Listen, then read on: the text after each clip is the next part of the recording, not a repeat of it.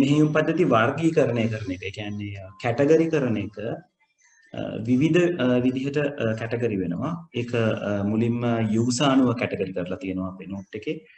ඊළඟට ටාස්ක් එක අනුව කැටගරි කරලා තියෙනවා. ඊට පස්සේ යූසර් and task කියන දෙන්නම එකතු කරලා කැටගරි එක කැටගරි කරලා තියෙනවා. then after response time කතා කරාම කොච්චර ඉක්මනට ඒ කියන්නේ කතා කරාම නෙවෙයි අපි වැඩක් දුන්නම කොච්චර ඉක්මනට රෙස්පොන්ඩ් කරනවද කියන එක මත කැටගරි කරලා තියෙනවා. අවසාන ඒ වගේම තව විදිහක් තියෙනවා එකවරකට හැන්ඩල් කරගන්න පුළුවන් ක්‍රියාවලි ප්‍රමාණය. අපි ඒකට ක්‍රියායන කියලාත් කියනවා. ක්‍රියායන ප්‍රමාණයත් එක්කත් කැටගරි කරලා තියෙනවා. right. එතකොට මූලිකව කතා කරන්නේ මුලින්ම කතා කරන්නේ පරිශීලකයා අනුව. ඒක පරිශීලක කියලා අපි කියනවා single user කියලා.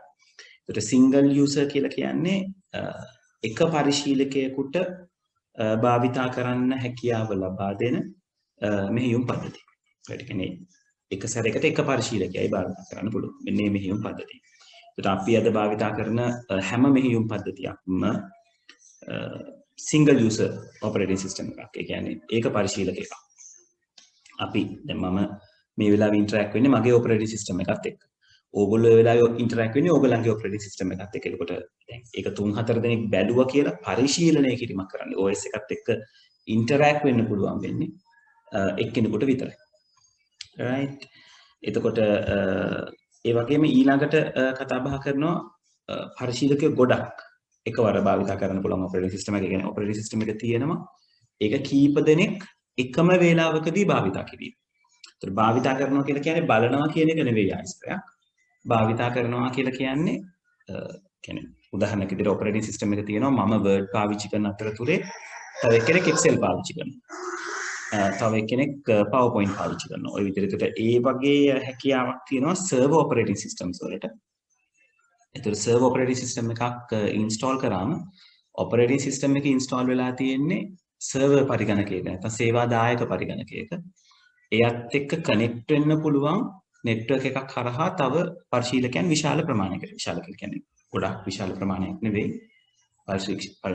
අපි තුන් පරිශීලකයන් 5 දෙනෙක් සම්බන්ධ වෙලා ඉන්නවා කියලා. එතකොට මේ පරිශීලකයන් 5 දෙනා භාවිතා කරන්නේ ඒ server operating system එකේ තියෙන එකම මෙහෙයුම් පද්ධතිය. ඒ වගේම තමයි task එක කාර්යානුවය කරන්න පුළුවන්.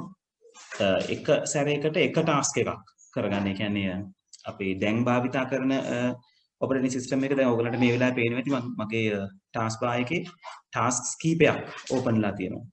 right. browser එක open ලා තියෙනවා, file explorer එක open ලා තියෙනවා, whiteboard එක open ලා තියෙනවා. විදිහට tasks කීපයක් මම සිද්ධ කරගන්නවා. හැබැයි ඒ එක අදාළ වෙන්නේ multitask කියන පැත්තට. ඒකට single task කියන පැත්තට අරගත්තොත් අපිට කියන්න පුළුවන් මේ DOS prompt එක. කියන්නේ operating system මූලිකව නිර්මාණය වෙනකොට MS DOS තමයි පළවෙනි operating system එක විදිහට introduce වෙන්නේ. sorry. ඒකට MS DOS කියන එක ඔයගොල්ලෝ හැමෝම command prompt එක දැකලා තියෙනවනේ. මේ වගේ තමයි තනිකරම operating system එක වෙන්නේ. ඒකට OS එක ওই විදිහට කළු තිරයක් ඒකේ අපි commands දෙනවා, command එකට දාලා execution වෙනවා. single task එක ගැන කතා කරගෙන ඉතින් single task කියන mod එකේදී මේ විදිහට තමයි. ඒ කියන්නේ command එකක් දුන්නම ඒකට අදාළව තියෙන දේ execute කරලා පෙන්නනවා. so එතකොට එක task එකයි එක වැඩයි සිද්ධ කරගන්න තියෙන්නේ. ඊළඟ වර්ගීකරණයේ විදිහට අපි කතා කරනවා ආකාර දෙකම.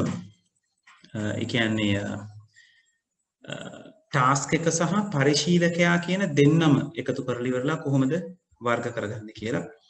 එතකොට පරිශීලක සහ කාර්ය අනුව අපි කතා කරාම අපි කියනවා ඒක පරිශීලක ඒක කාර්ය, single user single task. එතකොට single user single task කියන්නේ ඇත්තටම අර DOS කියන operating system එක, disk operating system එක එක user කෙනයි භාවිතා කරන්න එක වෙලාවකට එක වැඩයි කරගන්න පුළුවන්. ඒක single user single task කියලා වර්ග කිරීමක් කරනවා. ඊළඟට තියෙනවා single user multitask. දැන් single user multitask operating system එකක් තමයි අපි භාවිතා කරන්නේ. දැන් මේ මොහොතේ ගොඩක් අය භාවිතා කරන්නේ. ෆෝන් එකක වේවා, ටැබ් එකක වේවා ඕනම තැනක single user multitask එකක් තමයි භාවිතා වෙන්නේ. ඊළඟට multi user multitask. එතනදී කතා බහ උනාර කලින් concept එක. කියන්නේ multi user කියන එක ගැන අපි කතා කරනකොට අපි කියවනේ server operating system එකක OS එක දාලා එකවර කීප දෙනෙක් භාවිතා කරන්න පුළුවන් කියලා. එතකොට ඒක එකවර කීප දෙනෙක් භාවිතා කරනවා එක පරිගණකයක.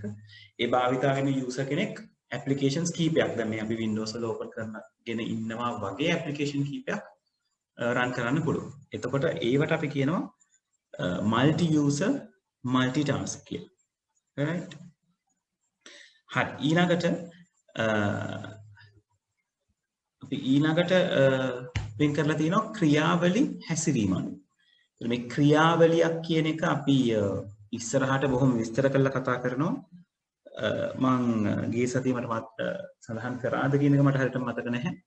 අපි පරිගණකයේ තියෙන ප්‍රෝග්‍රෑම් එකක් රන් කරනකොට ඒ ප්‍රෝග්‍රෑම් එක රන් වෙන්නේ තනි එක ප්‍රෝග්‍රෑම් එකක් විදිහට නෙමෙයි. ප්‍රෝග්‍රෑම් එකක් රන් කරාම ක්‍රියාවලි කීපයක් බවට පරිවර්තනය වීම වෙනවා. ඒතර ක්‍රියාවලි කීපයක් බවට පරිවර්තනය වෙනවා කියලා කියන්නේ අපි කියන එකට process එකක් කියලා. එක ප්‍රෝග්‍රෑම් එකක් එක්සිකියුට් කරාම processors ගොඩක් හැදෙනවා. right? ඒ හැදෙන processors තමයි වෙනම හැසිරවීම සිද්ධ කරන්නේ.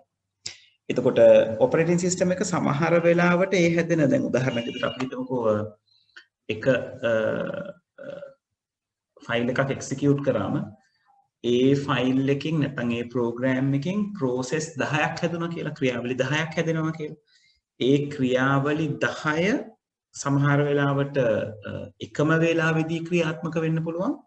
නැත්නම් ඒ අදාළ මොහොතේ අදාළ ක්‍රියාවට අවශ්‍ය වෙන ක්‍රියාවලිය විතරක් ඒ RAM එකේ ක්‍රියාත්මක වෙලා ප්‍රෝග්‍රෑම් එක ක්‍රියාත්මක වෙලා අනිත් ඒවා පසුව ක්‍රියාත්මක වීමේ හැකියාව තියෙන්න පුළුවන්. ඒ වගේ මේ ක්‍රියාවලි නැත්නම් අපි ඒකට ක්‍රියායනයක් කියලාත් කියනවා. ඒ ක්‍රියායන කිහිපයක් එකවර හසුරුවා ගැනීමේ හැකියාව තියෙන operating system වලට අපි කියනවා multi threading නැත්නම් බහු අනුක්‍රියායන operating system එකක් කියලා. මෙතන මේ අනුක්‍රියායනය කියලා කියන්නේ අර ලොකු ක්‍රියාවලියක් තව කුඩා කොටස් වලට කැඩිලා වෙන් වෙලා පෙන්නනවා. right? ඔයගොල්ලන්ගේ computers වල task manager කියන කෙනා open කරගන්න. right? task manager මේ Windows 10 වලට දාලා තියෙන task manager එක computers වල මේ task manager පෙන්වන විදිහ වෙනස්. right? එතකොට ඒ task manager එකේ මෙන්න මේ performance කියන පැත්තට ගියොත් එතන පෙන්නනවා කොයිතරම් වැඩ ප්‍රමාණයක් operating system එකයි CPU එකයි එකතු වෙලා කරගෙන යනවද කියන එක. දැන් මේකේ CPU එක වැඩ කරන්නේ කොහොමද? memory එක වැඩ කරන්නේ කොහොමද? disk එක භාවිතා වෙන්නේ කොහොමද? මගේ Ethernet එක කියන්නේ network එක වැඩ කරන්නේ local එක හෝ මගේ Wi-Fi එක සම්බන්ධ වෙලා ඉන්නකොට ඒ කියන network එක වැඩ කරන්නේ කොහොමද? graphical processing unit එක වැඩ කරගන්නේ කොහොමද? කියන ඔය දේවල් ටික මේකට පෙන්වන්න. ඉතින් මේකේ මට ඔයාලට පෙන්වන්න ඕනද මේ CPU කියන තැනට ගියාම මෙන්න මෙතන ඔයගලන්ට පෙන්වන details ටිකක්. ඒකේ පෙන්වන්නේ කොච්චර මෙතන පෙන්වලා තියෙනවා කොච්චර percentage එකක් භාවිතා කරලා තියෙනවද කියලා. right? it's a processor speed එක පෙන්වනවා. ඒ වගේ මෙන්න මෙතන මේ පේනවද processors 233ක්. ඒ කියන්නේ මගේ දැන් ඇත්තටම පරිගණකයේ ගත්තොත් මේ මොහොතේ ක්‍රියාත්මක වෙන මම දැනුවත්ව ක්‍රියාත්මක වෙන user programs මෙච්චරයි තියෙන්නේ. නමුත් processors තියෙනවා 200 ගාණක්. ඒවට threads තියෙනවා.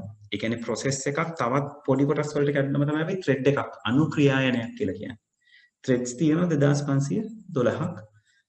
ඒ අතරතුරේ මෙතන මේ handles කියන්නේ මෙතන මේ එක threads 2500 ගානයි process ප්‍රමාණයයි multiplication එකක් තමයි වැඩ කරන්නේ. ඒකට මේ handle කරගන්න ප්‍රමාණය මෙයා මෙතනින් නිරූපණය කිරීම කරනවා. right? එතකොට ඔය විදිහට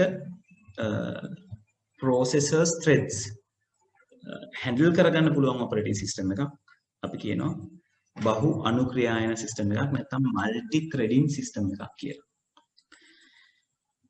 ඊළඟට තියෙනවා ප්‍රතිචාරය මත පදනම් වර්ගීකරණය වෙච්ච ඔපරේටින් සිස්ටම්. ඒවා අපි සාමාන්‍යයෙන් කියන්නේ රෙස්පොන්ස් ටයිම් එකට ප්‍රතිචාර කාලය කියන රෙස්පොන්ස් ටයිම් එකට දාලා අපි ඒවට කියනවා මේ තත්ත්ව කාල නැත්නම් රියල් ටයිම් ඔපරේටින් සිස්ටම් කියලා. රියල් ටයිම් ඔපරේටින් සිස්ටම් කියන එක අපිට ගොඩාක් වෙලාට හම්බෙන්නේ GPS ඔපරේටින් සිස්ටම්ස් වල ඊළඟට ඔය ATM යන්ත්‍ර රොබෝට්ස් ඒ වගේ දේවල්. මොකද ඒ වගේ ඉන්පුට් එක හම්බෙච්ච ගමන් ප්‍රොසෙස් කරලා ඒකට දාලා අවුට්පුට් එකක් ඒ මොහොතේම සැපීම කරන්න ඕන. දැන් GPS ඔපරේටින් සිස්ටම් එකක් ගත්තොත් ඒක ඉස්සරහා තියෙන ට්‍රැෆික් එක මොනිටර් කරලා ඒ මොහොතේම අපිට අප්ඩේට්ස් දෙන්න ඕනේ. ඉස්සරහා ට්‍රැෆික් එක මේ වගේ ඔයා දැන් මේ පාර භාවිත කරනවා නම් මෙච්චර වෙලාවක් යනවා ඊට වඩා විකල්ප මාර්ග තියෙනවා ඒ පාරෙන් මෙච්චර වෙලාවක් යනවා එහෙම කියන සජෙෂන් එක දීගැනීමේ හැකියාව තියෙන්න ඕනේ රියල් ටයිම් ඔපරේටින් සිස්ටම් එකකට. එතකොට ඔය අභ්‍යවකාශ මෙහෙයුම් පද්ධතිය ගුවන් ටිකට් සැකසීමේ පද්ධතිය ඊවන් ගුවන් තොටුපළක් හසුරුවා ගැනීමේදී භාවිත වෙන ඔපරේටින් සිස්ටම් අපි කියනවා රියල් ටයිම් ඔපරේටින් සිස්ටම් කියලා. එතකොට ඒ මොහොතේ තියෙන තත්ත්වය අනුව දැන් උදාහරණයක් හොඳ උදාහරණයක් ඔය මේ ට්‍රැෆික් ලයිට් සිස්ටම් එක. අපේ රටේ නම් ඒක ඒ විදිහට ක්‍රියාත්මක වෙනවා අඩුයි. නමුත් ට්‍රැෆික් ලයිට් සිස්ටම් එකක් හරි විදිහට අරගත්තොත් ඒගොල්ලෝ ඒ මොහොතේ ට්‍රැෆික් ලයිට් එක ආවට තියෙන කන්ඩිෂන් එක ඇනලයිස් කරලා ඒකට අදාළව තමයි කොච්චර කාල වේලාවක් මේ ට්‍රැෆික් ලයිට් එක වෙනුවෙන් වියදම් කරනවද නැත්නම් ට්‍රැෆික් ලයිට් එක වෙනුවෙන් ලබා දෙනවද කියන එක තීරණය කරන්න. right. එතකොට ওই විදිහට අපිට පුළුවන් ඔපරේටින් සිස්ටම් එක වර්ග කරගන්න ඔය කියන කොටස් වලට වෙන් කරලා. right. තේරුණාද මේ කතා කරපු දේවල් ටික?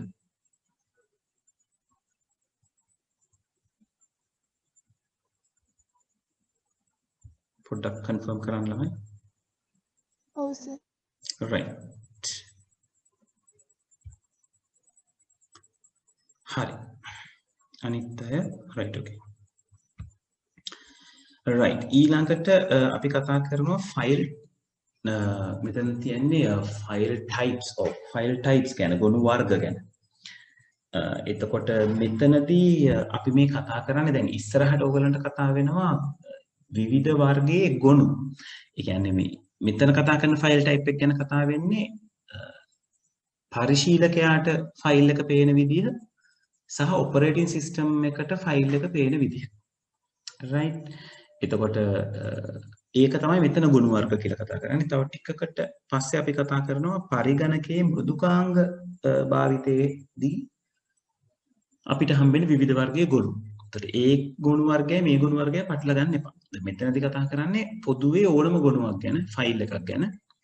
එතකොට ෆයිල් එක අපිට පේන්නේ graphical දෙයක් විදිහට. right. ඒ කියන්නේ අපිට කියනවා logical view එක කියලා තාර්කිකමය දැක්ම කියලා. ඒක අපිට පේන්නේ මේ වගේ මේ රේඛීය වාර්තා එකතුවක් පින්තූර ඒ වගේ මොන හරි මේ බයිට් වලින් අපිට represent කරන දේ. right. ඒ කියන්නේ අපි ෆයිල් එකක් කියලා රිෆර් කරොත් දැන් මෙතන ඔයගලන්ට පේන තියෙන ෆයිල්ස්. මෙතන mp4 ෆයිල් එකක් තියෙනවා. තව එක එක්ස්ටෙන්ෂන් තියෙන ෆයිල් එකක් තියෙනවා. මේක අපිට ones and zeros විදිහට දැකීමක් නැහැ. ඒක අපිට graphically represent කරලා තියෙනවා. අපි මේ ෆයිල් එකට දාලා structure එක අපි දකිනවා. right. ඊළඟට operating system එක පැත්ත ගත්තොත් operating system එක operating system එකට මේක පේන්නේ ones and zeros වල එකතුවක් විදිහට. ඒ වගේම තමයි operating system එකට දැන් අපිට මේ physical file එක මේ විදිහට අපිට බලා ගන්න පුළුවන්. දැන් අපිට තේරෙනවා මේ පින්තූරේ තියෙන්නේ මෙතන. මේ එක තියෙන්නේ මෙතන. හැබැයි මේක ඇත්තටම hard disk එකේ store වෙනකොට අපි ඉස්සරහට කතා කරනවා කොහොමද ෆයිල් එකක් hard disk එකක store කරගන්න පුළුවන් වෙන්නේ කියලා. ඒක සමහරලාට එක ළඟ පිහිටන දෙයක් නොවෙන්න පුළුවන්. මේකේ මේ ෆයිල් එක අපිට මෙහෙම logically මෙහෙම පෙවුනට මේ ෆයිල් එකේ කොටස් hard disk එකේ තැන් තැන් වල වෙන්න පුළුවන් ගබඩා වෙලා තියෙනවා. එතකොට ඒ විදිහට තමයි OS එක දකින්නේ. right operating system එක දකින්නේ. එතකොට ඒක අපිට ඒ විදිහට පෙන්නුවොත් අපිට ප්‍රශ්නයක් වෙනවා. පරිශීලකයට ප්‍රශ්නයක් වෙනවා. නිසා පරිශීලකයට පෙන්වන්නේ logical view එක සහ operating system එකට අපි කියනවා physical view එක පෙන්වනවා කියලා. ඇත්තටම ගොනුව පවතින විදිහ. ඒක hard disk එකේ තැන් තැන් වල විසිරීලා තියෙන්න පුළුවන්. ඒකේ අපි allocate කරන ක්‍රම තියෙනවා ෆයිල් එකක්. අපි නෙවෙයි operating system එක allocate කරන ක්‍රම තියෙනවා. ඒක allocate වෙන විදිහට එක එක තැන්වල hard disk එකේ තැන්පත් වෙලා තියෙන්න පුළුවන්. right ඔය දෙකට තමයි එතකොට logical view එක සහ physical view එක කියලා කියන්නේ. logical view කියලා කියන්නේ අපි දකින විදිය, පරිශීලකයා දකින විදිය. physical view එක කියලා කියන්නේ operating system එක ෆයිල් එකක් දකින විදිය. right ඊළඟට මේ ගොනුවක ගුණාංග විදිහට අපි කතා කරලා තියෙනවා properties. ඒවා බොහොම සාමාන්‍යයි. ඔයගලන්ට ඕනම ෆයිල් එකක් right click කරාම මේ කියන window එක බලා ගන්න පුළුවන්. right click කරලා properties වලට යන්න ඕනේ. right එතකොට මේ විදිහට මට දැන් මේ වීඩියෝ එක ගැන බලා ගන්න අවශ්‍ය නම් right click කරලා මට properties වලට යන්න හැකියි. ඒ කියන්නේ මට පෙන්නනවා ඒකේ නම මොකද්ද තියෙන්නේ. ඊළඟට එයාගේ type එක මොනවද. ඊළඟට මෙයා ගේ ලොකේෂන් එක මොකක්ද, කොතනද තියෙන්නේ කම්පියුටර් එකේ, සයිස් එක කොහොමද, හાર્ඩ් ඩිස්ක් එකේ තැන්පත් වෙලා තියෙනකොට සයිස් එක මොන විදිහටද විසිබල් වෙන්නේ, ඊළඟට ක්‍රියේටඩ් ඩේට් එක, මොඩිෆයිඩ් ඩේට් එක සහ ඇක්සස් ඩේට් එක පෙන්නනවා.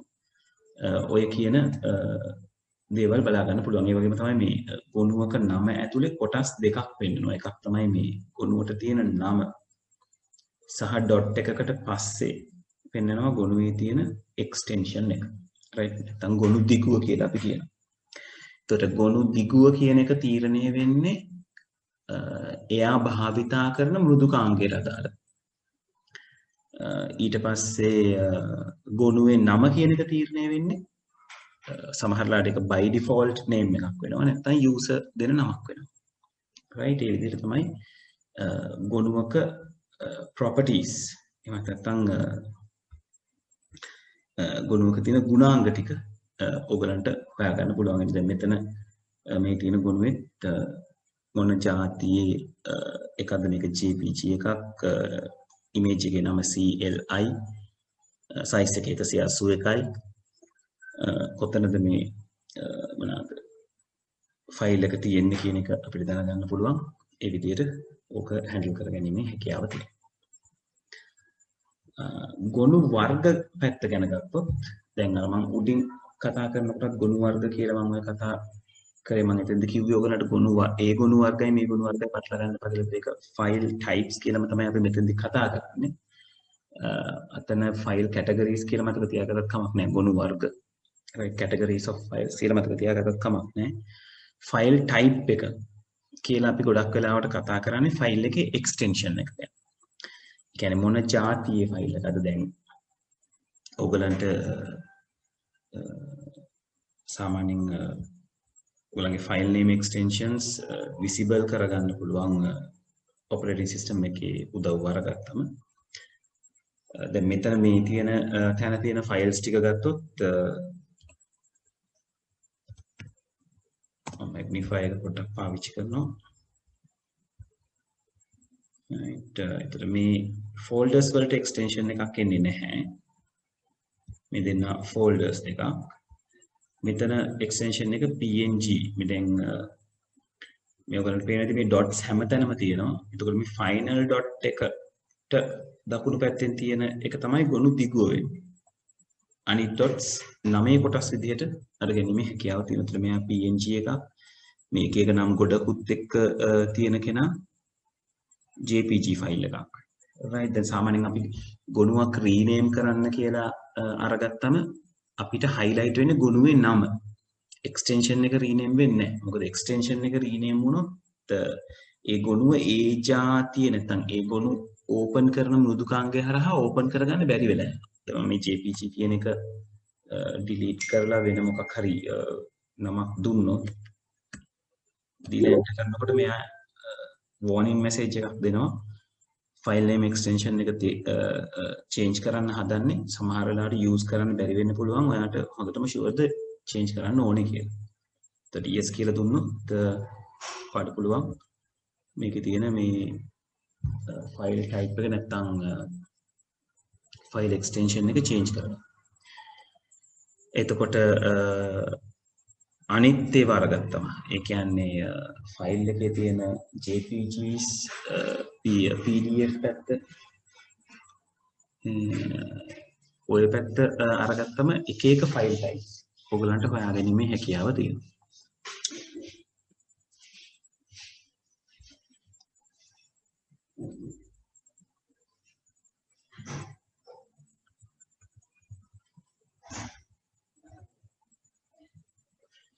right එතකොට මෙතන අරගත්තොත් ඔයගලන්ට පේනවා ඇති PDF extension එකේ තියෙනවා docx extension එකේ තියෙනවා right ඊළඟට png extension එකෙන් තියෙනවා ඒක png jpg කියලා කියන්නේ image types ඊළඟට මේ word එකට docx කියන type එක word document එකක් විදිහට ඊළඟට PDF වලට PDF කියන type එක ඔය විදිහට එක එක જાතියේ file types තියෙනවා. එතකොට ඔයගලගේ note එක දිහා ඔයගොල්ලෝ බැලුවොත්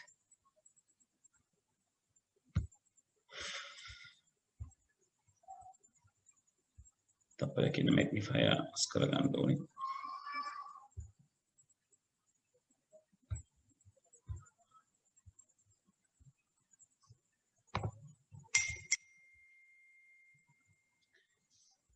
ඔයගලගේ note එක දිහා බැලුවොත් note එකේ executable files තියෙනවා text files තියෙනවා ඊළඟට image files videos audios compress file කියලා කියන්නේ අපි සාමාන්‍යයෙන් ගොනුවක ප්‍රමාණය capacity එක අඩු කරගන්න භාවිතා කරන ක්‍රමවේදයක් compress කරනවා කියලා කියන්නේ compress file පාවිච්චි කරන්න පුළුවන් ඒ විදිහට එක එක જાතියේ file types තියෙනවා කියන එක ඔළුවේ තියාගන්න. ඔය exe file එකක් කියන එක පොඩ්ඩක් දැනගෙන ඉන්න executable file එකක් කියන එක. දැන් සාමාන්‍ය Windows operating system එකේ ක්‍රියාත්මක කළ හැකි file එකක් තමයි අපි executable file එකක් කියලා කියන්නේ. දැන් ඔයගොල්ලෝ මොකක් හරි program එකක් ක්‍රියාත්මක කරනවා කියලා කියන්නේ ඒ අදාළ program එකේ executable file එක ක්‍රියාත්මක කරනවා කියන එක. දැන් මම මේ Zoom කියන අපේ video conferencing tool එක ක්‍රියාත්මක කරන්න මට හම්බෙලා තියෙන shortcut එක මේක. මෙයාගේ location එක බැලුවොත් file location එක open කරොත් මෙයා shortcut එක හැදිලා තියෙන්නේ මෙන්න මේ zoom.exe කියන එක කෙනාට. එතන මේ exe එක තමයි execute වෙන්නේ. දැන් ඔයගොල්ලෝ ඕනම word file එකක් double click කරාම run වෙන්නේ word.exe කියන එක. ඒ වගේ හැම program එකක්ම ඔයගොල්ලෝ run කරනවා කියලා කියන්නේ open කරගන්නවා කියලා කියන්නේ folders හැරුණම exe file එක execute කරගන්නවා කියන එක නැත්නම් ක්‍රියාත්මක කරගන්නවා කියන එක. right පැහැදිලිද මේ දේවල් ටික? ගුණ වර්ග ටික ගැන?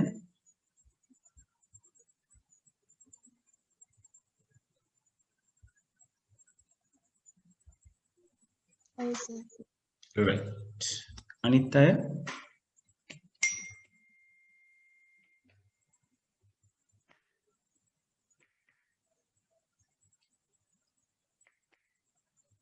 right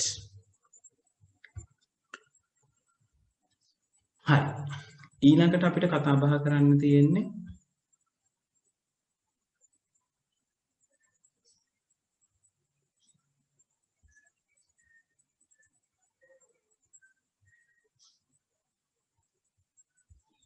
ඊළඟට අපිට කතා බහ කරන්න තියෙන්නේ folders ගැන right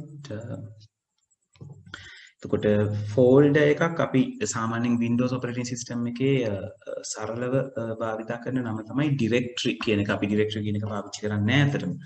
නමුත් මම අර ඔයගලන්ට Windows DOS disk operating system එක ගැන කතා කරනකොට මම මෙතන මේ පාවිච්චි කර command එක dir නේ. ඒ dir කියන එක හැදිලා තියෙන්නේ directory කියන එක represent කරන්න. ඒතර අපි දැන් DOS operating system එකේ අපිට පුළුවන් directory එකක් හදන්න නම් mkdir කියන එක භාවිත කරන්න. ඩිරෙක්ටරි එකක් ඩිලීට් කරන්න නම් මට මතක විදිහට dir කියන එක පාවිච්චි කරා. ඩිරෙක්ටරි එක චේන්ජ් කරන්න නම් cd කියලා පාවිච්චි කරනවා. අපි change directory කියන එක ඉන්ඩිකේට් කරන්න. ඔය කියන විදිහ අපිට භාවිත කරන්න පුළුවන්. එතකොට ඒකේ ඒ ගොනු වල නැත්නම් ෆයිල්ස් වල ෆයිල්ස් ටික අපිට යම්කිසි ආකාරයකට කැටගරි කරගන්න තමයි අපි ඩිරෙක්ටරි එකක් නැත්නම් ෆෝල්ඩර් එකක් පාවිච්චි කරන්නේ. ඒ කියන්නේ ඔපරේටින් සිස්ටම් එකෙන් අපිට ෆෝල්ඩර් කියන ෆැසිලිටි එක දීලා නොතිබුණා නම් අපිට අපේ ෆයිල්ස් ඔක්කොම එක ගොඩේ තියාගන්න වෙනවා. දැන් ඔයගලන්ට පේනවා ඇති මගේ C drive එක ඕපන් කරොත් එතන තියෙන්නේ ෆෝල්ඩර්ස් වලට බෙදලා වෙන් කරලා. මේක නම් ඔපරේටින් සිස්ටම් එකට තමයි තත්පරයක්.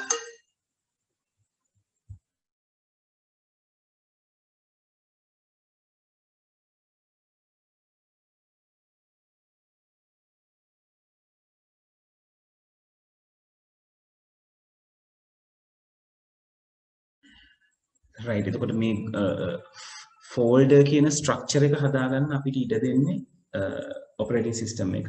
එතකොට මේ ෆෝල්ඩර්ස් ඩිරෙක්ටරීස් කියන මේ කියන කන්සෙප්ට් එක නොතිබුණා නම් අපිට මේ හැම ඩිරෙක්ටරි එකක් ඇතුළෙම තියෙන ෆයිල්ස් ඇන්ඩ් ෆෝල්ඩර්ස් ටික අපිට ඔහේ නිකන් ඔහම දාලා තියාගන්න වෙන්නේ. කියන්නේ ෆෝල්ඩර් කැටගරි කරන්න බැහැනේ. එතකොට මගේ හැම ෆෝල්ඩර් එකක් ඇතුලේ තියෙන හැම කන්ටෙන්ට් එකක්ම එක ගොඩේ තියාගන්න වෙනවා. ඒක එච්චර ප්ලසන්ට් දෙයක් නෙවෙයි. සහ ඒක නේද?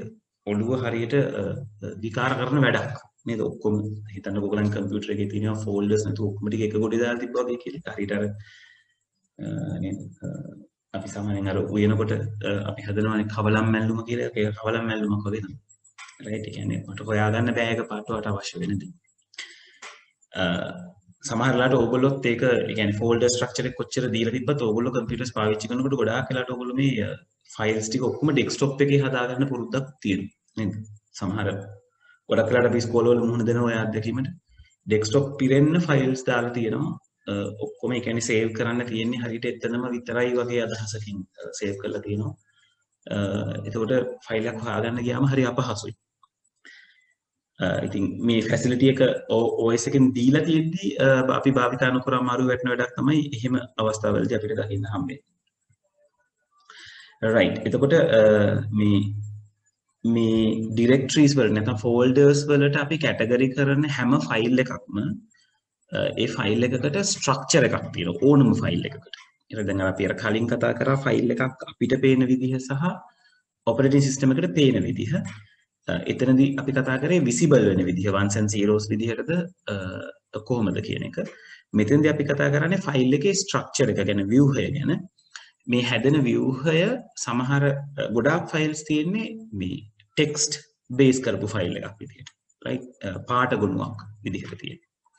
ඒකට අක්ෂර අනුපිළිවෙලක් තියෙනවා. ඒක අපිට සමහරලාට කියව ගන්න බැරි වෙන්න පුළුවන්.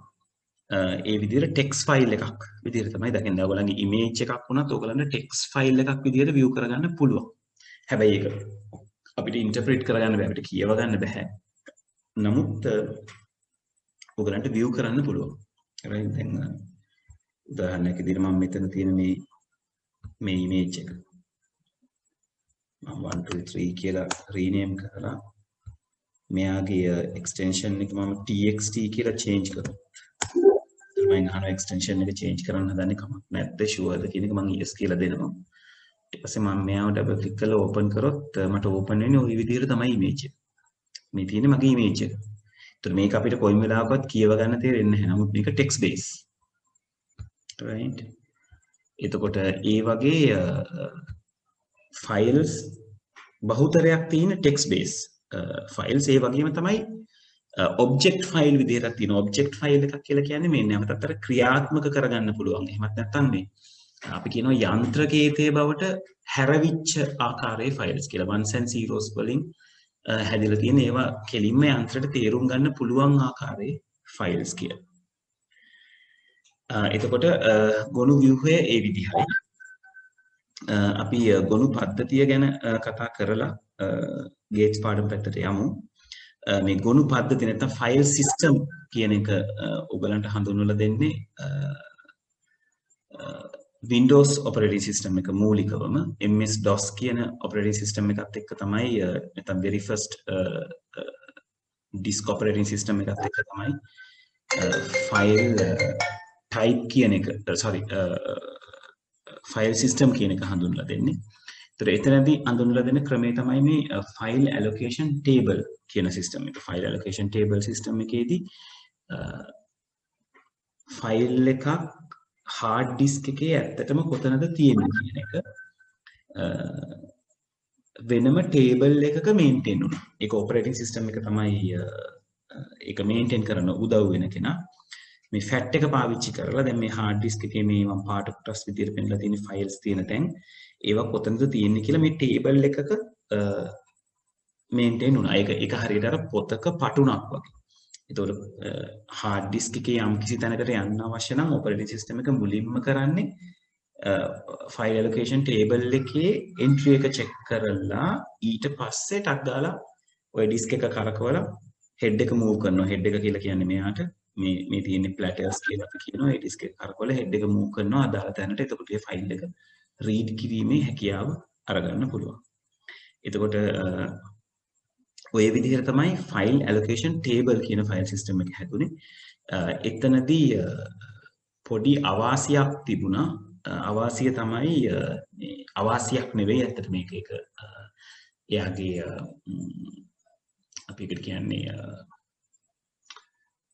ඒක එක්තරා ආකාරයක ආරක්ෂණ පියවර security step එකක්. මේ fat file system එකක නිතරම තව පිටපතක් තව බෑකප් එකක් එයා ඒ ඔපරේටින් සිස්ටම් එකේම තැනක ගබඩා කරලා තියාගෙන ඉන්නවා. ඒ කියන්නේ නිතරම එයා දෙකක් මේන්ටේන් කරනවා. එකක් අවුල් වුණොත් අනිත් එකෙන් රිකවර් කරගන්න පුළුවන් වෙන විදිහට. ළමයි තප්පරයක්.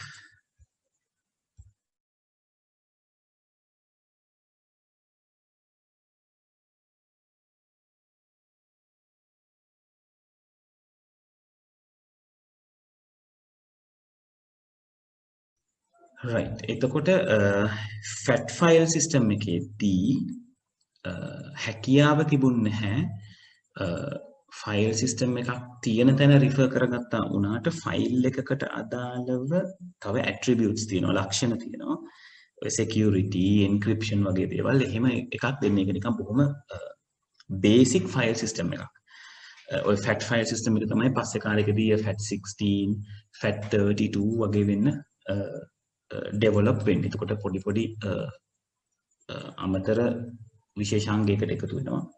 හැබැයි මේ fat file system එක මේජර් විදිහට වෙනස් වෙනවා NTFS කියන file system එක විදිහට. ඒක NTFS කියන file system එක හඳුන්වලා දෙන්නේ Windows NT Windows New Technology කියලා version එකක් එනවා. ඒ New Technology කියන operating system එකේ තමයි NTFS කියන එක හඳුන්වලා දෙන්නේ. එතකොට NTFS වලදී new technology file system එක ඇතුලේ fat file system එකම තමයි ගොඩාක් දුරට improve වෙන්නේ. එතකොට මේ improve වීම ඇතුලේ මෙන්න මේ කියන facilities NTFS වලට හිමි වෙනවා. ඒතර fatම තමයි improve වෙන්නේ. ඒතර access permission කියන එක. ඒතර access permission කියලා කියන්නේ ඔයගොල්ලෝ සාමාන්‍යයෙන් computer එකේ ඕනම file එකක් right click කරලා ඒකේ properties ගියාම අපිට පුළුවන් ඒකේ මේ security tab එකට ගියාම magnify එක පොඩ්ඩක් පාවිච්චි කරන්න right මේ security system එකට මේ security tab එකට ගියාම මෙතන තියෙනවා මේ කාටද මේක access කරන්න පුළුවන් ඒගොල්ලන්ගේ access එක මොන විදිහටද අපිට පාවිච්චි කරන්න පුළුවන් කියන එක.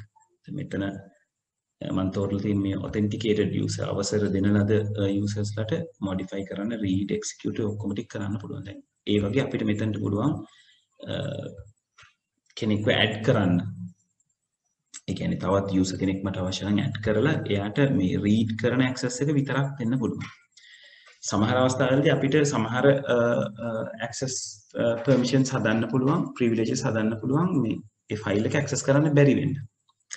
එතකොට අන්නේ ඔය facilities එන්නේ NTFS කියන file system එකත් එක්ක. ඒ වගේම තමයි තව භාවිතා වෙච්ච ෆැසිලිටි එකක් තමයි මේ යුනිකෝඩ් සපෝට් කරනවා කියන දේ. ඒ වගේම ෆයිල් එකේ එන්ක්‍රිප්ෂන් පැත්ත right security apply කරනවා නම් අපිට දැන් සාමාන්‍යයෙන් ඔය Word document එකක් අපිට encrypt කරගන්න පුළුවන්. ඒ වගේ encryption facility එක গুপ্ত කේතනය කියලා අපි සිංහලෙන් කියනවා. ඒක භාවිතා කරන හැකියාව වෙන්නේ NTFS එක. ඒ වගේම automatic file recovery ඒ වගේම තමයි මේක හරි වැදගත් මේ large hard disk වලට support කරන එක. ඒ කියන්නේ fat file system එකේ ගැටලුවක් තිබුණා. ඒක hard disk එක ලොකු වෙන්න එයාට hard disk එක read කරගන්න බැරි වෙලා යනවා. එයාට ඒ තරම් buffer එකක් මතක තියාගන්න බැරි වෙනවා. ඒ වගේම තමයි folder එකකට නමක් දෙනකොට characters 256 කියන තැනකට වෙනකන් එයා සීමා වෙලා හිටියා. ඒ සීමාවන් ඔක්කොම ටික මේ NTFS කියන එකේදී නතර වෙනවා මේ large hard disk වලට support කරන්න පටන් ගත්තා. right එතකොට අපි ඔතනින් අදට OS part එක පොඩ්ඩක් නතර කරමු. ඉතින් ඉස්සරහට තියෙන ගොනු ආරක්ෂණය ගැනත් අපි කතා කරලා ඉවර කරමු. මොකද ගොනු ආරක්ෂණයට පස්සේ main subject එකක් කියන්නේ main part එකක් කතා කරන්න තියෙන්නේ මේ storage allocation කියලා. මම කිව්වේ hard disk එකේ file දාන විදිහ ගැන කියලා. ඒක අපි ඊළඟ දවසේ පටන් ගමු. ගොනු ආරක්ෂණය පැත්තත් කතා කරමු. මේක හරි සරල දෙයක් තියෙන්නේ. මේක අපි ආරක්ෂණය ගැන කතා කරනකොට කතා කරා. operating system එක නිසා තමයි අපිට username password කියන facility එක හම්බෙලා තියෙන්නේ. OS එකෙන් තමයි password එක ඔයගලන්ට enable කරලා දෙන්නේ. එතකොට මේ password එක මේ විදිහට settle කරගන්නවා. ඒ වගේම තමයි මේ access privileges. ඒක අර file system එක නිසා ඔයගලන්ට ආව මේක security පැත්තෙන් කතා කරනකොට අපි කතා කරනවා access privileges ගැන.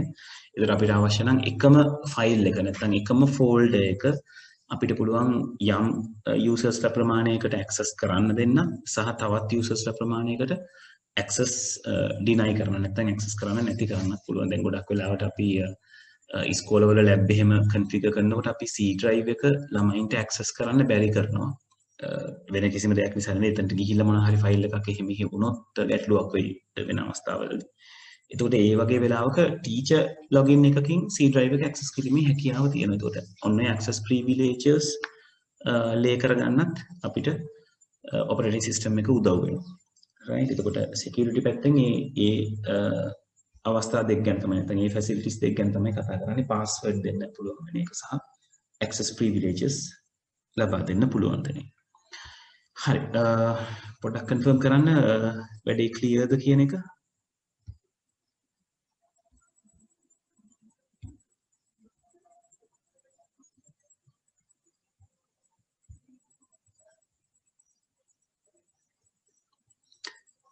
right අනිත් අය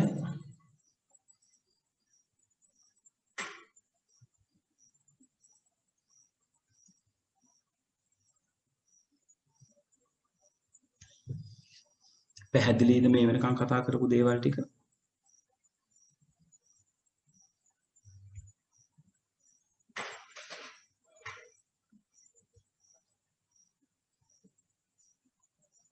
right හරි අපි එහෙනම් ගේට්ස් පාඩම පැත්තට යමු. ගිහිලා බලමු මොනවාද අද ඒකෙන් අපිට ඉස්සරහට යන්න පුළුවන්කම තියෙන්නේ කියලා. right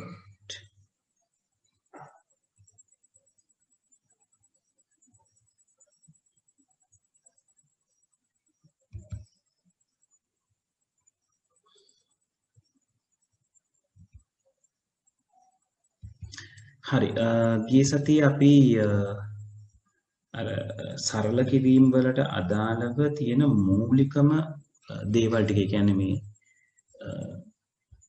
concepts ටික අපි කතා බහ කරා.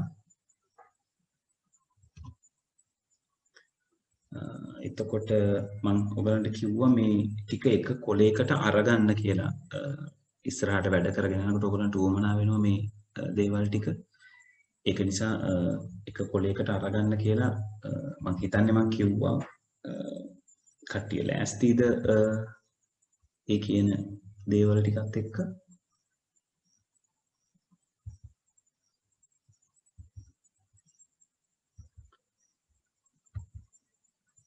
අද අපි එතකොට කතා කරනවා උතනින් ප්‍රකාශනයක් සරල කරන ආකාරය ගැන. right. එතකොට මේ laws ටික සම්බන්ධයෙන් clear නැති මොනවා හරි තියෙනවද?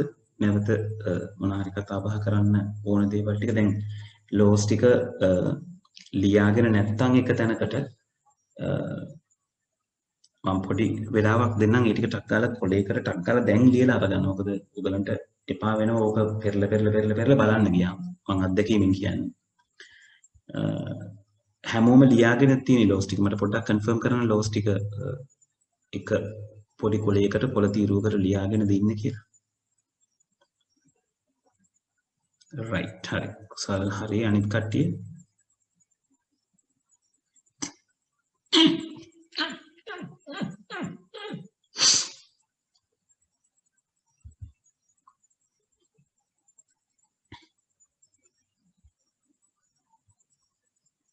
ඔව් අනිත් අය හරි අනිත් අයගෙන් රෙස්පොන්ඩ් එකක් නැහැ කියලා කියන්නේ ලියාගෙන නැද්ද?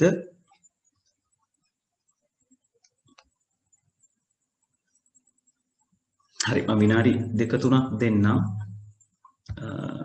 ටක් ගාලා ඕක ගන්න එක කොලයකට උගලන්ගේ නෝට් එකේ right ඉනුරිත් ලියාගෙන තියෙන්නේ. හරි අනිත් අය උගලන්ගේ පිටුව මතක ඇති ඉන්න මම පිටුවක් දාන්නම්.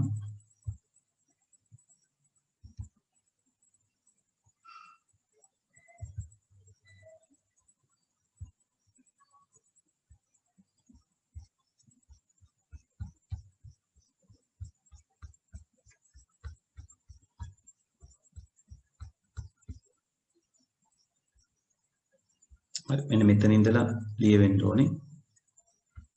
right ඔය ලෝස් ටික හරි විනාඩි 2-3ක් කරන් ටක් ගාලා ලියා ගන්න. ලියාගෙන නැති අය. හරි මම විනාඩි 2ක් දෙන්නම්. ටක් ගාලා ලියා ගන්න.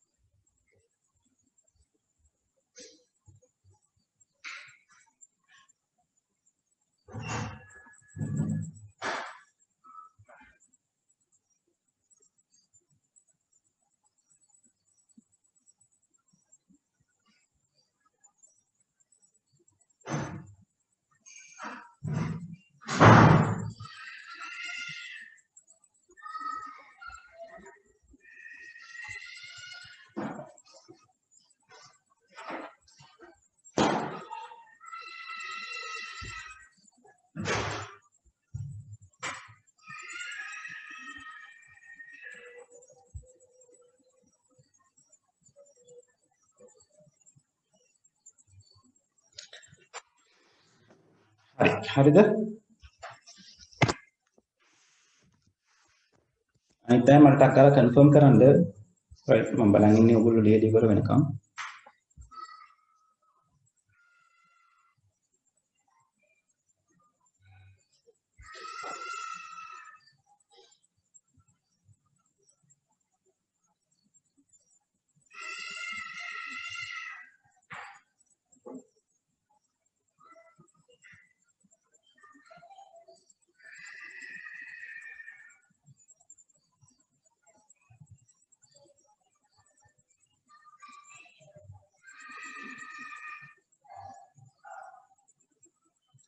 හරි 3 දෙනෙක් හරි. තව 4 දෙනෙක් ඉන්නවා කන්ෆර්ම් කරන්න. right 4 දෙනෙක් හරි. 5යි 6යි 7යි right හරි. right. ඕගලන්ට ප්‍රකාශන සරල කරන්න ආවම මෙන්න මේ කියන rules ටික පොඩ්ඩක් මතක තියාගන්න. rules කියන්නේ මේ නීති නෙවෙයි මෙන්න මේ අවස්ථා ටික. ඔයගොල්ලෝ පළවෙනියටම කන්සිඩර් කරන්න ඕනේ කියන්නේ මේක ඔයගොල්ලෝ ටියුට් එකේ ලියාගත්ත කමක් නෑ මම මේ ලියන එක. right ප්‍රකාශනයක්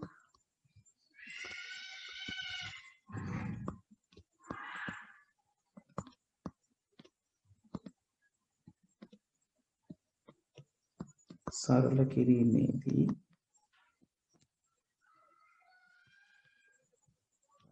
එක ෆැක්ට් එකක් තමයි බූලිය නීති එකම් පිටින් දකින්න හම්බෙනවද කියන එක මුලින් හොයන්න. ඔයාලට කියන්නේ මේ බූලියන් ඇල්ජිබ්‍රා නීති එක සැරේ දාන්න පුළුවන් තැන් තියෙනවා කියන එක මුලින් බලන්න. එහෙම තියෙනවා නම් ඒක ඇප්ලයි කරන්න ඕනේ. right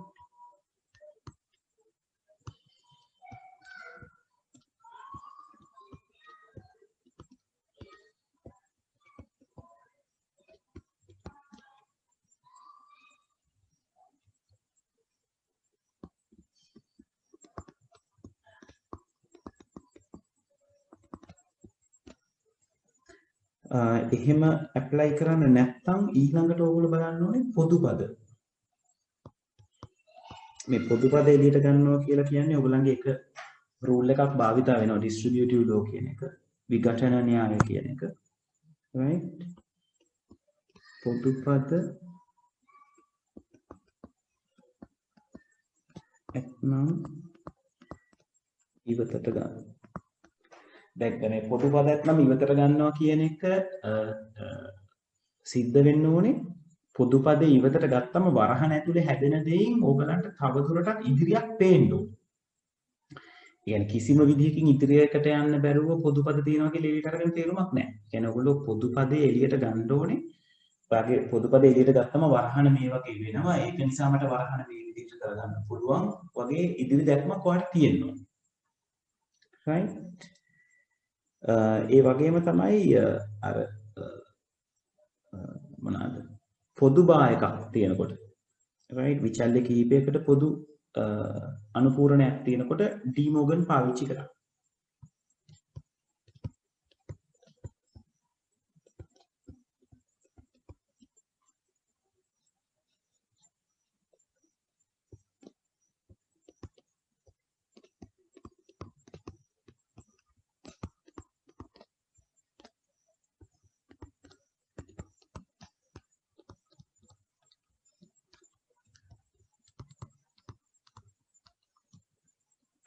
තව දෙයක් තියෙනවා ඕගලන්ට වරහන් හම්බෙනවා නම් වරහන් සුළු කිරීම කියන එක කියන්නේ ඩිස්ට්‍රිබියුටිව් ලෝ එක ඇප්ලයි කරගන්න ඕනේ.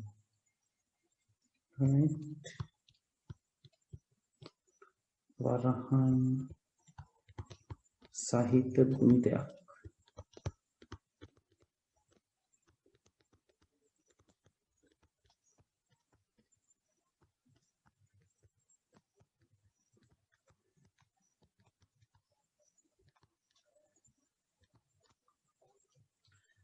මේ වගේ උදාහරණ ඕගලන්ට ලිව්වොත් මේ වගේ අවස්ථාවක් දැන් මේ නම් අපි උඩදී කතා කරා අර x.y plus x.y වල bar.z තිබ්බම මතකනේ සමරික්ත දාන ආයේ එක සැරේ දාන්න පුළුවන් x.y plus z bar එක අමතක වෙන විදිහට පොදු පද ඇත්නම් එළියට ගන්න කියලා කියන්නේ මෙහෙම a.b.c plus b.c plus c වගේ තිබ්බොත් නේද c කියන කෙනාව අපිට එළියට ගන්න පුළුවන් මොකද හැම පදයකම c තියෙන උතර පදයක් කියලා අපි අරගන්නේ මේ ධන ලකුණු වලින් වෙන් වෙන කොටස් ඒත් c එළියට ගත්තම පොදු පද එළියට ගන්නවා කියලා කියන්නේ වරහණක් ඕපන් වෙනවා කියන එක එතකොට ABC ගෙන් AB ඉතුරු වෙනවා BC ගෙන් B ඉතුරු වෙනවා C එළියට යන නිසා තනියෙන් ඉන්න C ගෙන් එකක් ඉතුරු කරලා තමයි යන්නේ එතකොට මේක අපිට පස්සේ සර්ව සාම්‍යයෙන් එකට සමානයි කියලා අරගන්න පුළුවන්. right ඒ එකක් තියෙන නිසා. right ඩී මෝගන් භාවිතය ගැන නම් කියන දෙයක් නෑ මේක ගැන අපි කතා බහ කරලා තියෙනවා. right වරහන් තියෙනවා නම් සුදු කරන්න කියන්නේ නේද? මෙහෙම තියෙනවා නම්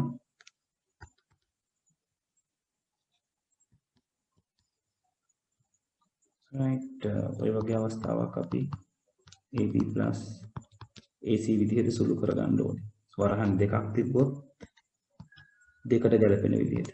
A plus B මෙතන A plus C වගේ තිබ්බොත් මෙයාගෙන් මේ දෙන්නම ගුණ වෙන්න ඕනේ. ඒතර පද දෙකක් හැදෙනවා. right A dot A plus A dot C කියලා ඊට පස්සේ මෙයාගෙනුත් මේ දෙන්නම ගුණ වෙන්න ඕනේ. A dot B plus A dot C කියලා.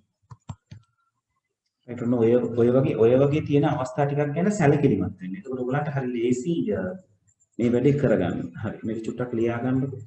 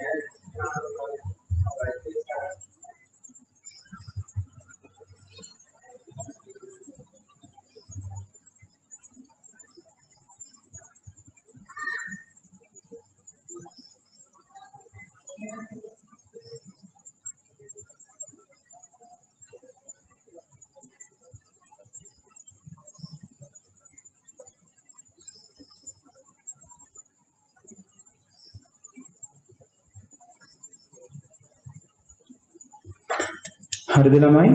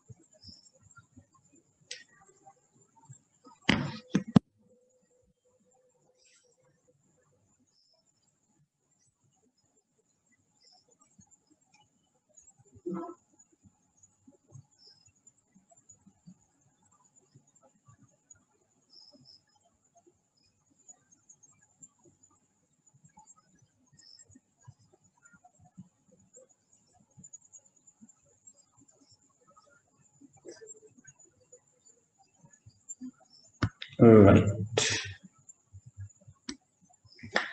හරි. එහෙනම් පළවෙනි ගාන මම ගණන් ටික පෙන්නන්නම්. සරලම ගණන් කොටසක ඉඳලා ඉස්සරහට යන්න තියෙන්නේ. ඒ නිසා මම කරලා පෙන්නන්න යන්නේ නැහැ. right. ඔයගොල්ලෝ try කරන එක වටිනවා.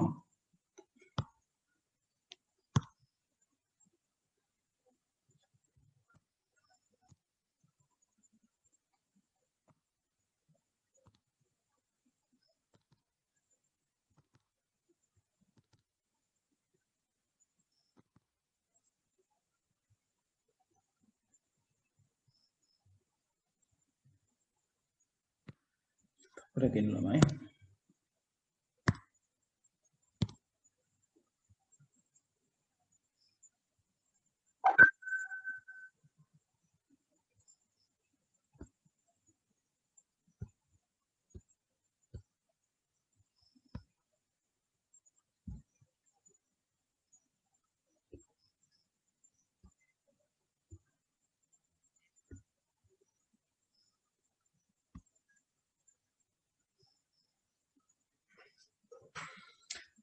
හරි.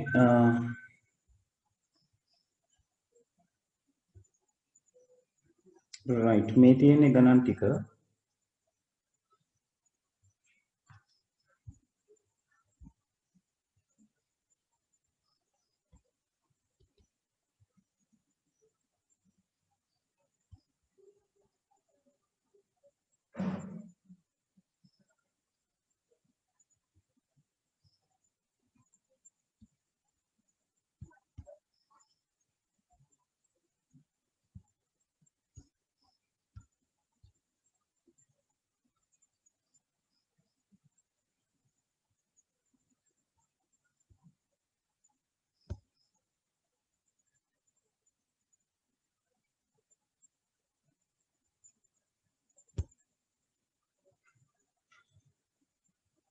හරි පටන් ගන්න පළවෙනි එකේ ඉඳලා මේක නම්බර් වුණා නම් වඩා හොඳයි කියලා මට හිතෙනවා බ්‍රැකට් ළමයි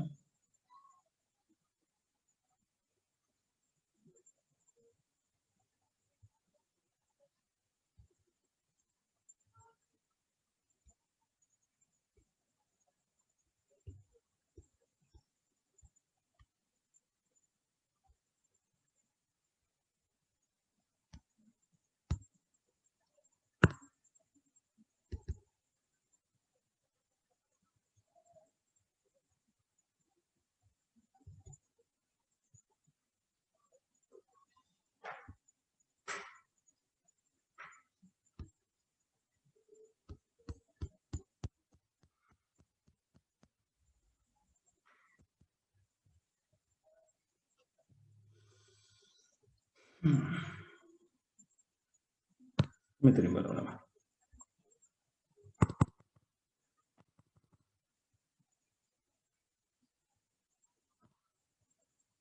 right හරි කරන්න පටන් ගන්න දැන් 8:16 වෙලාව 8:20 වෙනකොට මම පළවෙනි ගණන් දෙක හදන්න පටන් ගන්නවා බොහොම සරල දේවල් වලින් මේ පටන් ගන්න තියෙන්නේ right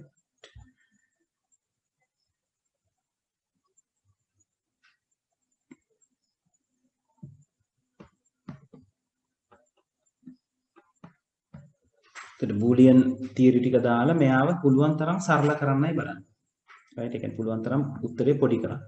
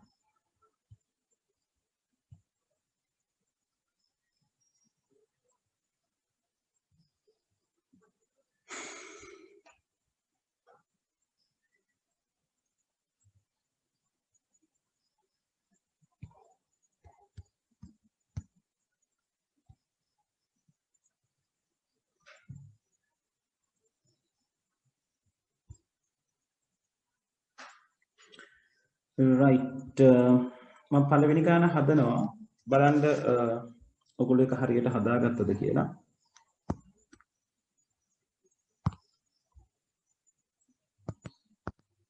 පළවෙනි ගානේ තියෙන්නේ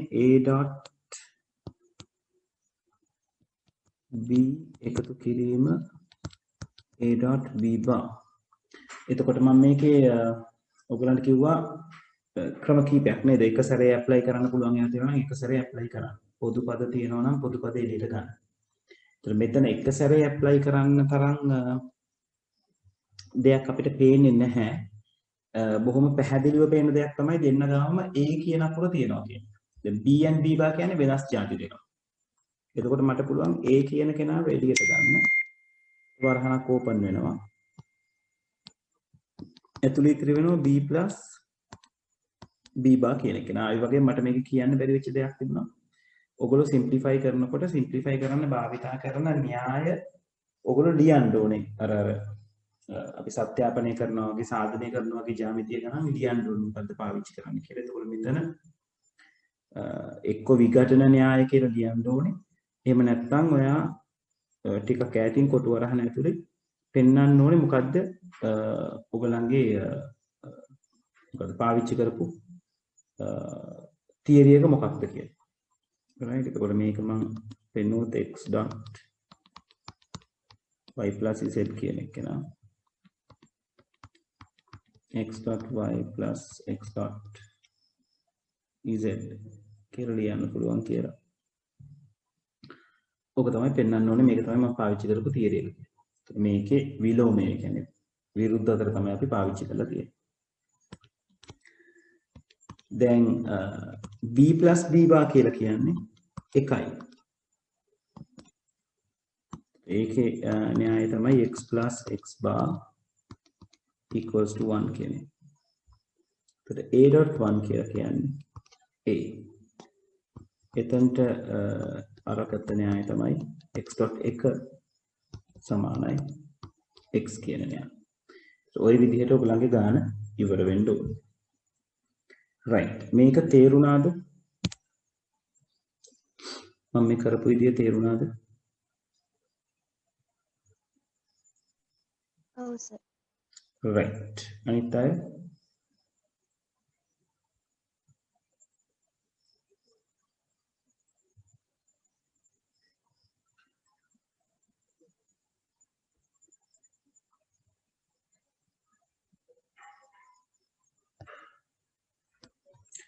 තාමත් තේරෙන්නේ නැත්නම් මට කියන්න මේක විසඳ ගන්න ඕන තැනක්.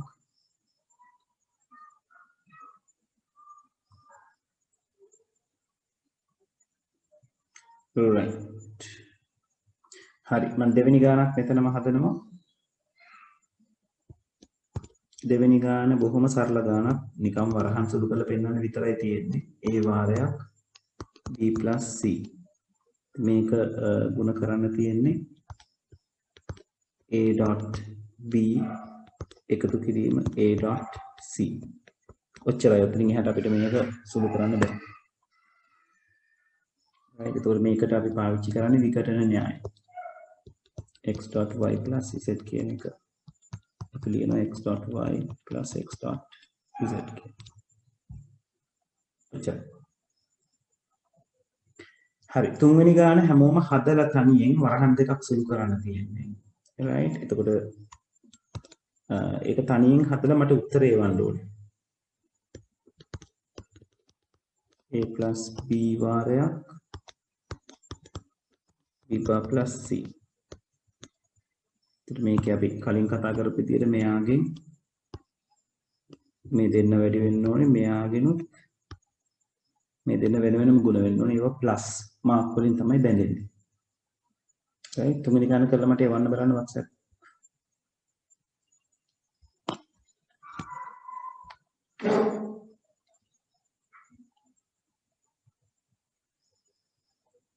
right මෙනුල් මට මේචස් වගේක් ඒවලා තියෙනවා බලමු.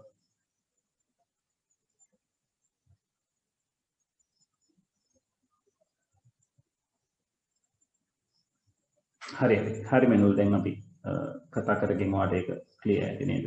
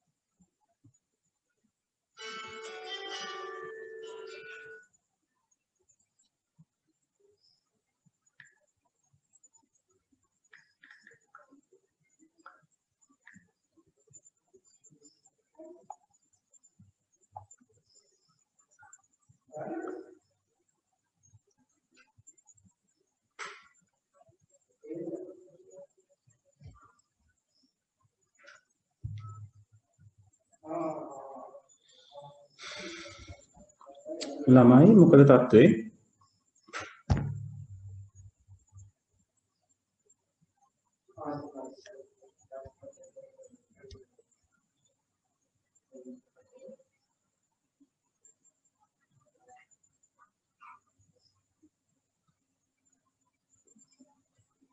ඔව් කුසල් කවලම ඔව් ඔව් හරි උත්තරේ හරි හොඳයි කුසල්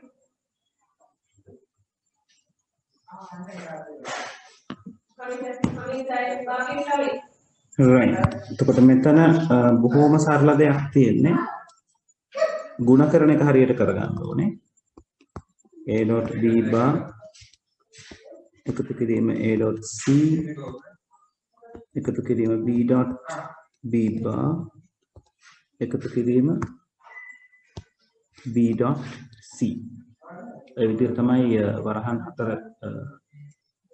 clear වෙන්නේ එතකොට මේකෙත් justification එක මොකක්ද distributive law එකම තමයි x.y plus z සමාන වෙනවා x.y plus x.z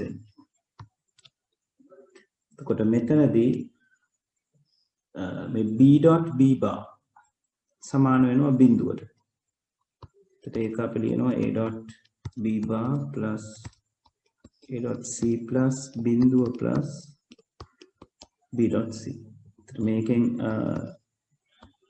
පාවිච්චි කරන law එක x.x bar සමානයි බිඳුව කියන law එක ඊළඟට ඒක සමාන වෙනවා a.b bar plus a.c බිඳුවක් එකතු වුණා කියලා වෙනසක් සිද්ධ වෙන්නේ නැහැ එතකොට b.c කියලා එළියට එනවා ඒ කියන්නේ මෙතනදී අපි කතා කරනවා x plus බිඳුව කියන්නේ x ම තමයි කියන output එක. right ඔය විදිහට තුන්වෙනි ප්‍රශ්නේ විසඳන්න පුළුවන්.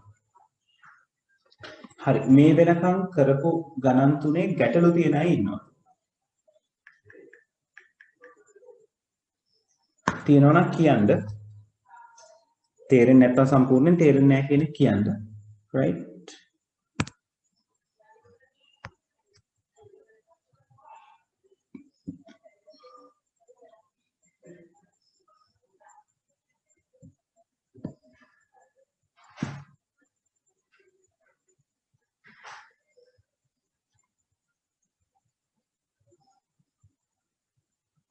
හරි වැරදුණු තැන් තියෙනවා නම් කම්ප්ලීට් කරගන්න මම ගණන් ටික පෙන්නන්නම් තව ටිකකින්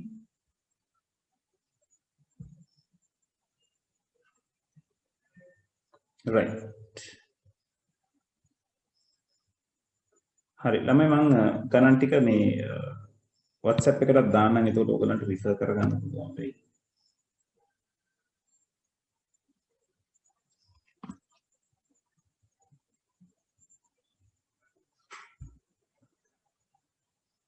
මෙනුල්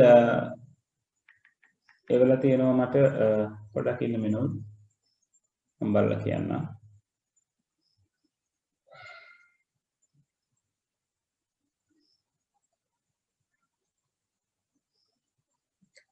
මෙනුල් පුතේ ආගේ පළවෙනි පේජියේ b.b bar වලට පස්සේ b plus c එකක් එන්න බෑ පුතේ. b.c එකක් එන්න ඕනේ. එතන තමයි වරද වෙන්නේ.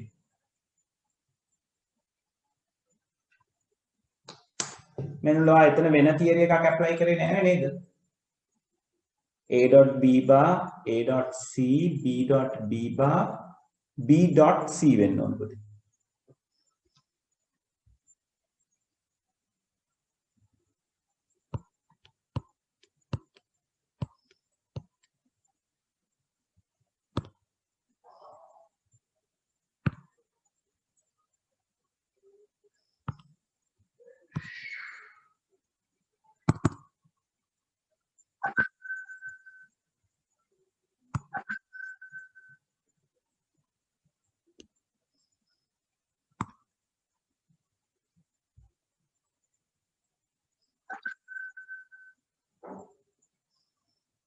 right.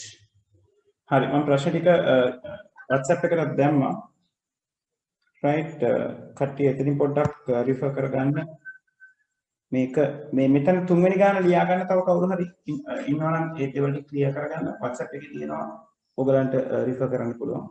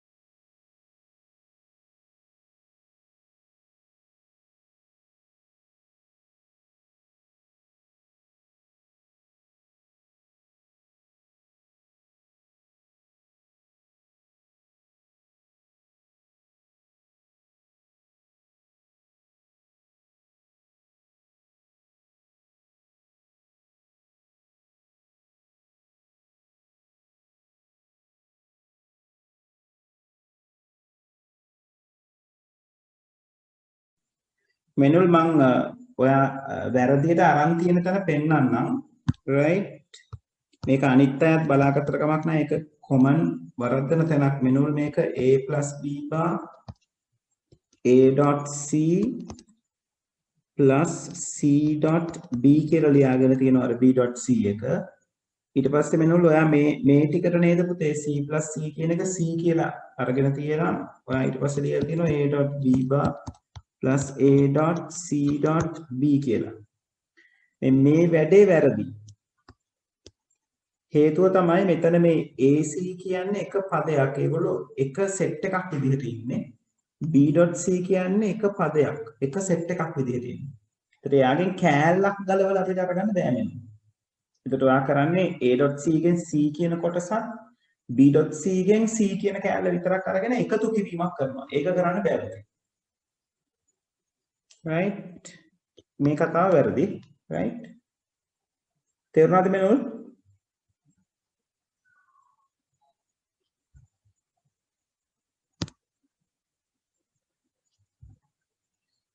right හරි නියමයි. වර්ධනයක හොඳයි. එතකොට ඕවා ක්ලියර් වෙලා යන්නේ. right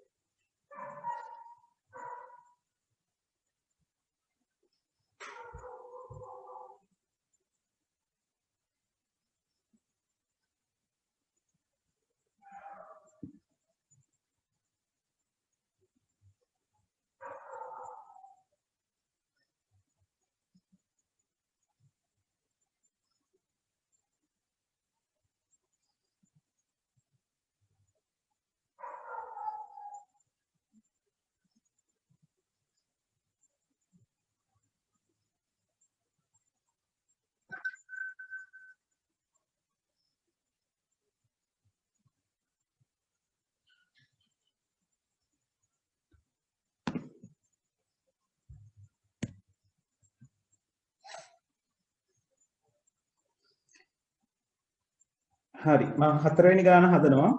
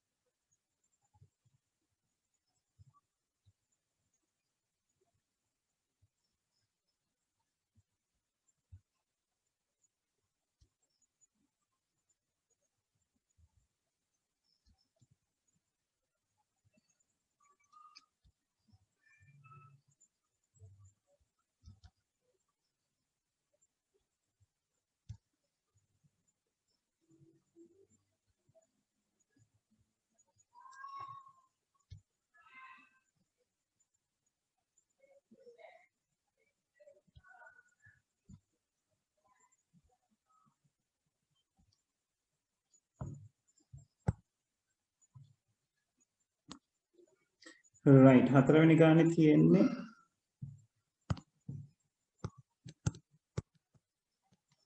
a dot b plus a dot b bar plus a dot c. එතකොට මෙතනදී බොහෝම පැහැදිලිව ඕගලන්ට a අකුරක් එළියට ගන්න පුළුවන්කම තියෙනවා. මම a අකුරක් එළියට ගන්න. එතකොට තියෙනවා b plus b bar plus c. මේකට තියරි එක වෙන්නේ x වාරයක් y plus z equals xy plus xz කියන එකමයි.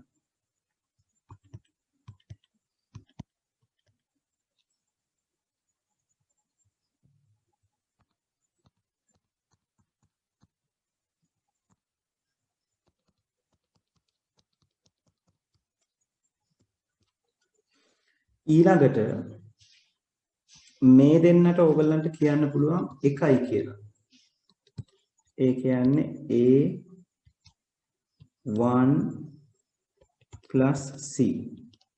එක 1 වෙන්න හේතුව තමයි x plus x bar කියන අදය එකට සමාන වීම. right ඊළඟට අපිට කියන්න පුළුවන් 1 plus c එකටත් 1 කියලා. ඒකට හේතුව අපි දන්නවා x ට හෝ ඕනෑම විචල්යකට එකක් එකතු කරොත් උත්තරේ 1 බව. ඒක නිසා 1. අවසානට කියන්න පුළුවන් මේකේ උත්තරේ a කියලා. හේතුව තමයි x ව එකෙන් ගුණ කරාම ඔයාලට හම්බෙන්නේ a අගයම තමයි.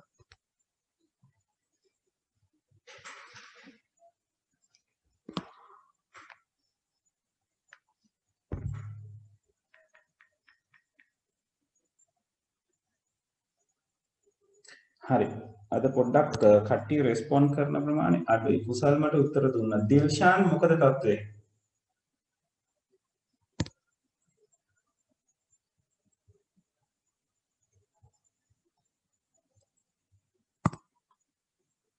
දිල්ෂාන්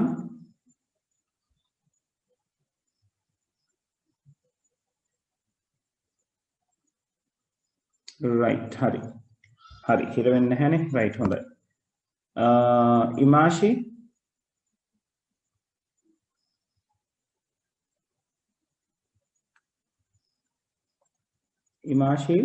මොකද තත්ත්වය?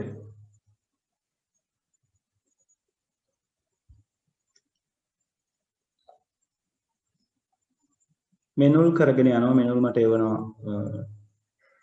දේවල් ටික. සංදීප්තා කොහමද? මොකද හිතන්නේ?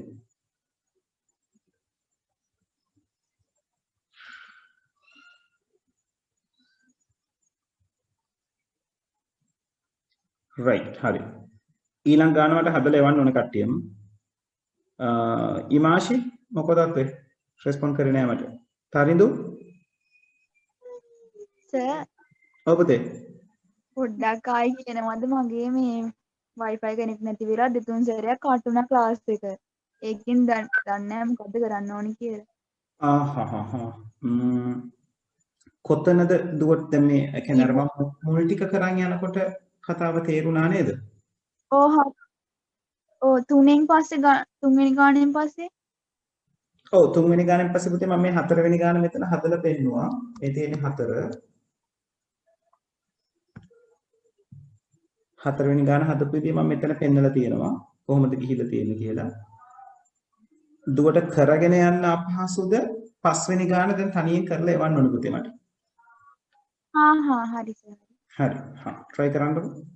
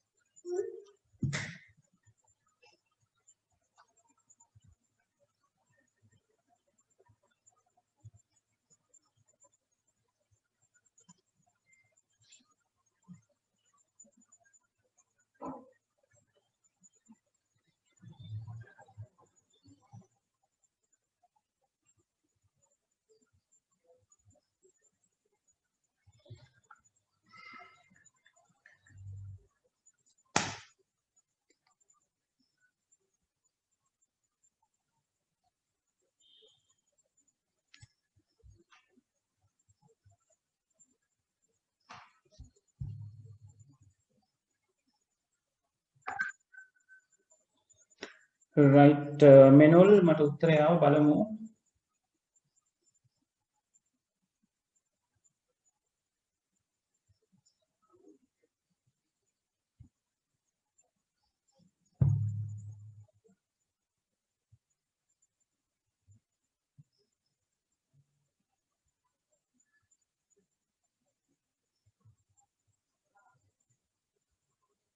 ඔව් හරි හරි මෙනුල් තුන්වෙනි ගාන වගේමනේ පොඩි වෙනසයි තියෙන්නේ ඔව් හොඳයි right දිගටම යන්න 6 7 ඔය විදිහට ඉස්සරහට යන්න සර් ඔව් පුතේ මම සර් ගෙකට දැම්මා ගාන හද ඔව් ඉන්න බලන්න පුතේ මට හම්බුණා මේ ඉමාෂි ඔමින්න ඔව් හරි පුතේ හරි හොඳයි ඊළඟට යන්න හොඳයි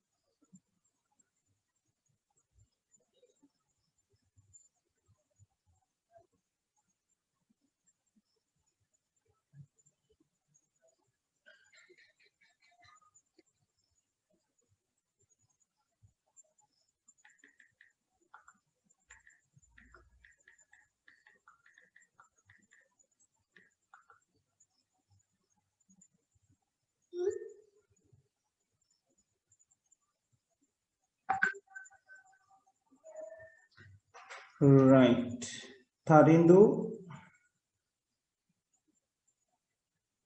හොඳයි පුතේ right very good හරි මම කරන් යන්න ඊළඟට යන්න 7 වෙනි එකට යන්න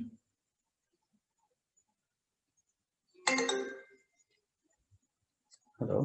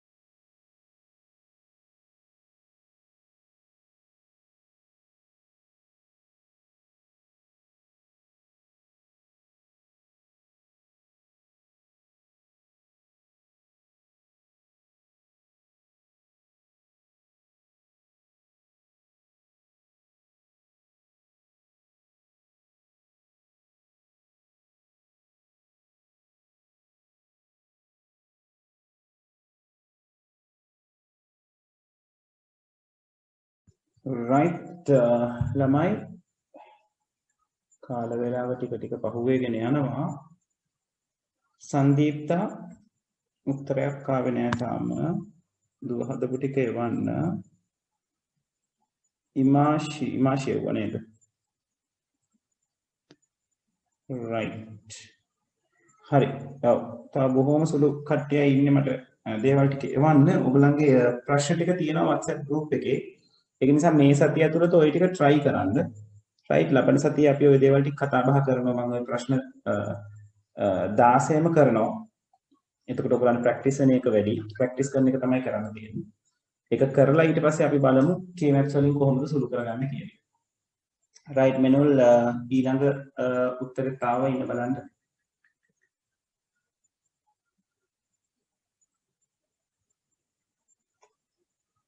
right මේ තියෙන්නේ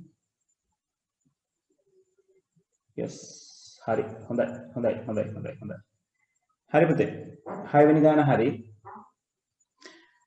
එහෙනම් ළමයි අදට මම මෙතනින් සෙෂන් එක නතර කරනවා right ඔයගොල්ලෝ ගණන් ටික ඉස්සරහට හදාගෙන යන්න මේ සතිය ඇතුළත ওই ටික හදලා ඉවර කරගන්න බලන්න ඒක තමයි ඔයගොල්ලෝ කරන්න ඕනේ තනියෙන් වැඩේ උඩ දාන්න පුළුවන්ද කියලා බලන්න right අමාරු ඒවා තියන්න අපි කතා කරමු ওই 16ම right මොකද ඔක විභාග ප්‍රශ්නේ ක්‍රිටිකල් පොයින්ට් එකක් ඔයගලන්ට කියනවා සමහර වෙලාවට බූලියන් ඇල්ජිබ්‍රා පාවිච්චි කරලම සිම්ප්ලිෆයි කරන්න කියලා එහෙම වුණොත් ඔයගොල්ලෝ මේක හොඳට දැනගෙන සිටිය යුතුයි right සහ මේ දේවල් බොහොම ඒ කියන්නේ මම සමහර ඒවා ටිකක් සංකීර්ණ තැන් වලට ගිහිලා තියෙනවා නමුත් විභාග ප්‍රශ්න කරනකොට ඔයගලන්ට තේරෙයි බොහොම සරල තැන් තමයි ඔයගලන්ට තියෙන එක ගොඩ දාගන්න ඉතින් අමාරු හරිය කරන්නේ ලේසි ටික ලේසියෙන්ම කරගන්න පුළුවන් right හරි එහෙනම් ගිහිල්ලා එන්න thank you very much good night හැමෝටම මේ දේවල් ටික කරන්න මට උත්තර යවපු නැති කට්ටිය 6 වෙනි ගානට වෙනකන් උත්තර ටික අනිවාර්යෙන් 6 වෙනි ගානට වෙනකන් එවන්න right හරි එහෙනම් good night හැමෝටම